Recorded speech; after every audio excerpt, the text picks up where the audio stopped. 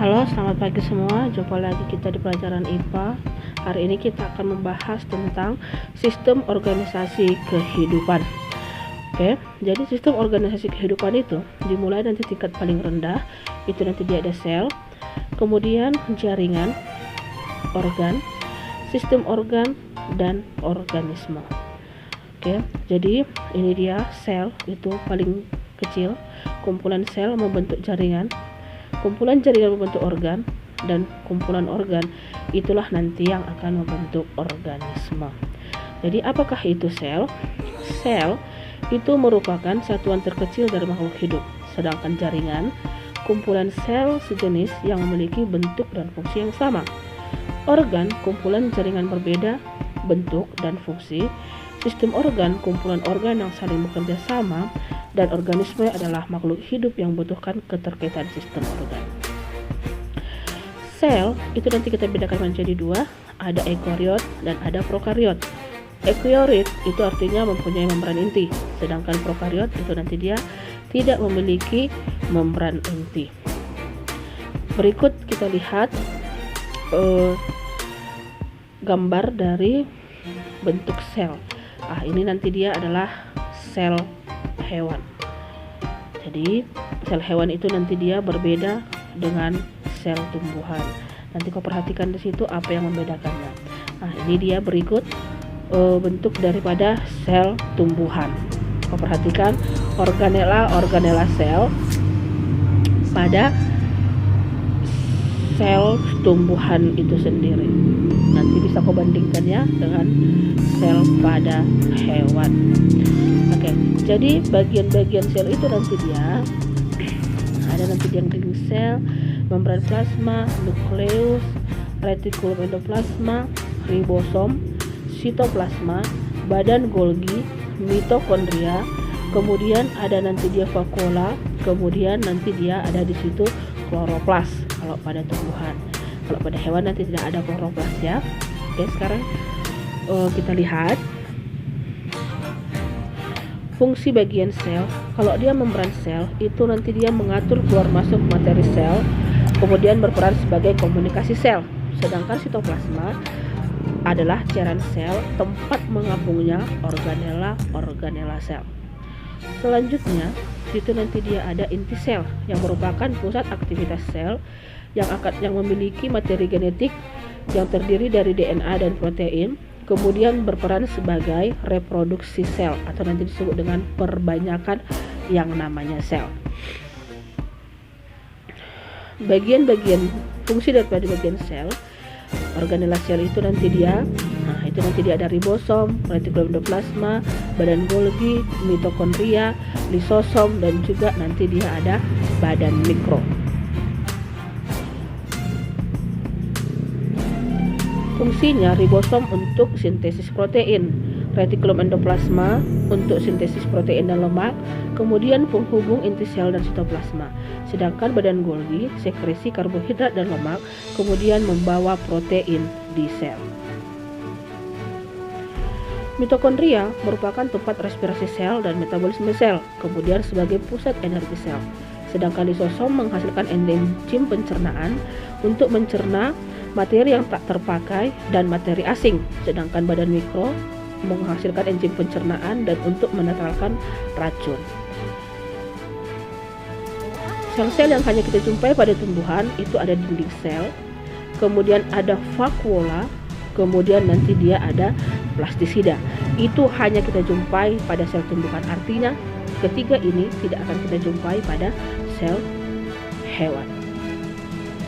Sedangkan yang hanya kita jumpai pada hewan itu ada sentrosom, kemudian ada lisosom, kemudian ada nanti dia flagel atau silia. Di situ nanti bisa kau lihat fungsi-fungsinya itu. Dan ini ingat hanya kita jumpai pada sel hewan, artinya tidak akan kita jumpai pada sel tumbuhan. Selanjutnya kita lihat nanti dia bentuk-bentuk sel ya.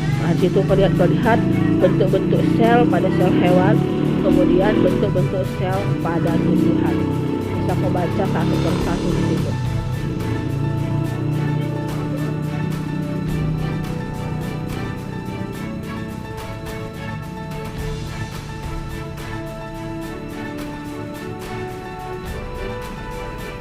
ini dia bentuk-bentuk sel. Jadi di situ ada dia bentuk bikonkav, ada bentuk gelendong, ada pipih serabut, ada pipih, kemudian ada kubus, kemudian ada nanti dia bentuk silinder. Itulah tadi dia bentuk-bentuk sel pada sel hewan. Kemudian kita lihat bentuk-bentuk sel pada sel tumbuhan. Ada bentuk tiang atau batang, kemudian tidak beraturan, ada bentuk pipa, kemudian ada nanti dia berbentuk guard sel atau berbentuk seperti pori-pori. Itu biasanya kita jumpai pada stomata atau nanti disebut dengan kulit daun. Selanjutnya di sini kita perhatikan itu adalah jaringan. Jaringan ini tadi kita katakan kumpulan sel sejenis yang memiliki bentuk dan fungsi yang sama. Nah, di situ kita lihat jenis-jenis jaringan pada tumbuhan dan pada hewan. Yang pertama jaringan hewan, itu ada jaringan epitel, yaitu jaringan yang tersusun dari sel-sel yang rapat dan berdekatan, berfungsi untuk melapisi permukaan organ dan untuk menerima rangsangan, dan juga bekerja sebagai tempat berbagai kelenjar. Selanjutnya ada jaringan otot yang memiliki kemampuan kontraksi dan relaksasi, kemudian sebagai alat gerak aktif untuk menggerakkan tulang atau rangka, dan terdiri dari jaringan otot polos, otot lurik, dan juga otot jantung.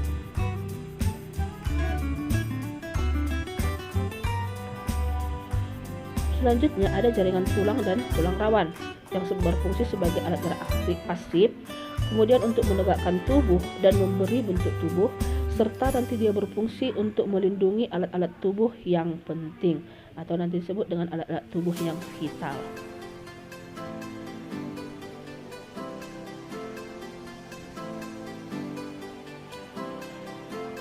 Selanjutnya ada jaringan ikat yang berfungsi sebagai pelindung, penunjang, dan mengikat berbagai jaringan dan organ.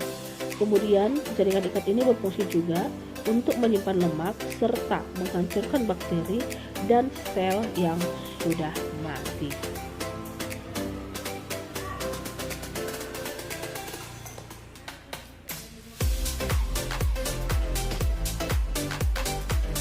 Nah, selanjutnya ada jaringan saraf atau sering juga disebut neuron yang berfungsi menerima rangsangan dari lingkungan, kemudian menyalurkannya ke bagian tubuh dan menyalurkan respon dari otak, mengatur kerjasama organ tubuh yang terdiri dari neuron sensorik, motorik, dan juga dia neuron konektor.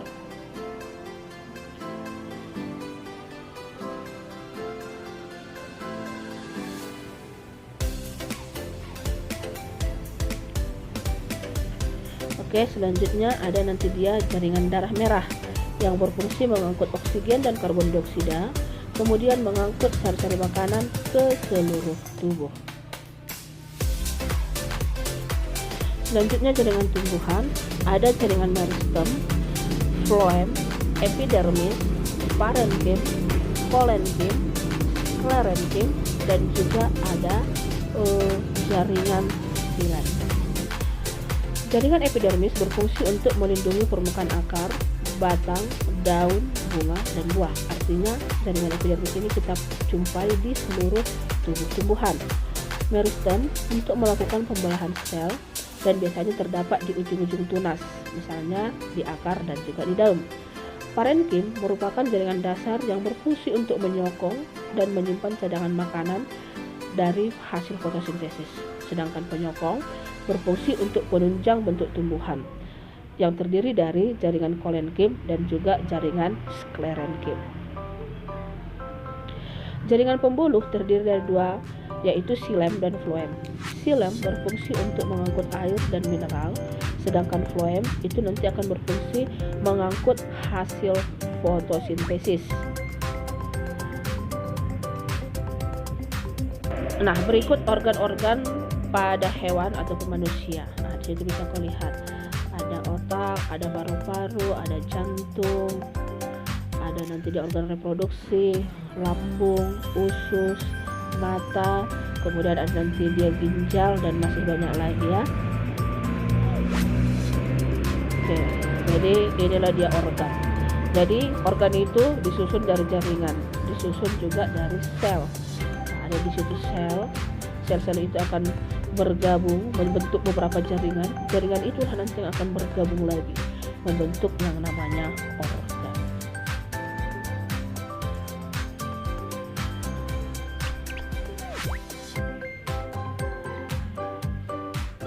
Contoh ini organ tumbuhan, ada buah, daun, akar, bunga, batang. Nah, masing-masing itulah kita sebut sebagai organ. Nah, ini dia gambar dari jaringan-jaringan pada tumbuhan. Situ ada jaringan palisade, ada jaringan spons, ada stomata, epidermis bawah, xilem, phloem, epidermis atas. Jadi semua jaringan-jaringan itu akan membentuk suatu struktur yaitu organ. Ini adalah organ daun. Jadi daun itu terdiri dari beberapa jenis jaringan. Jaringan-jaringan tadi sudah Ibu sampaikannya yang ada di situ. Oke, selanjutnya misalnya nanti ada lagi batang monokotil dan batang dikotil. Batang-batang itu juga disusun oleh dari beberapa jaringan. Misalnya di situ ada dikotil, terdiri dari empelur, korteks, kambium, xilem, phloem, dan epidermis. Monokotil itu ada dia phloem, xilem, parenkim, dan juga epidermis. Itu bisa kau lihat perbedaan antara dikotil dan juga monokotil. Oke, sistem organ. Jadi kalau hewan itu dia misalnya ada sistem pencernaan, sistem pernapasan, ekskresi, peredaran darah, saraf, gerak, dan reproduksi. Sedangkan pada tumbuhan ada sistem pembuluh xilem dan ada sistem pembuluh phloem. Oke, selanjutnya itu dia sistem organ hewan, meliputi tadi dia ekskresi, pencernaan, reproduksi, pernapasan, kemudian ada sistem endokrin. Itu dia sistem organ pada hewan ataupun pada manusia. Nah, berikut ini kita lihat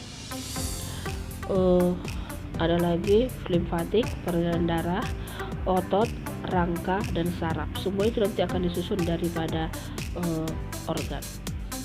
Nah, salah satu contoh sistem penyusun pernapasan itu ada hidung, tenggorokan, cabang tenggorokan, dan juga paru-paru. Salah satu contoh ya. Sistem organ tumbuhan itu tadi dia pembuluh xilem. Tadi dia berfungsi mengangkut air dan garam mineral dari akar hingga ke ujung daun. Sedangkan phloem mengangkut hasil fotosintesis ke seluruh organ tumbuhan. Inilah dia contoh prosesnya. Proses pengangkutan, baik itu dia pengangkutan air dari akar sampai ke daun, maupun nanti dia pengangkutan hasil fotosintesis dari daun sampai dia ke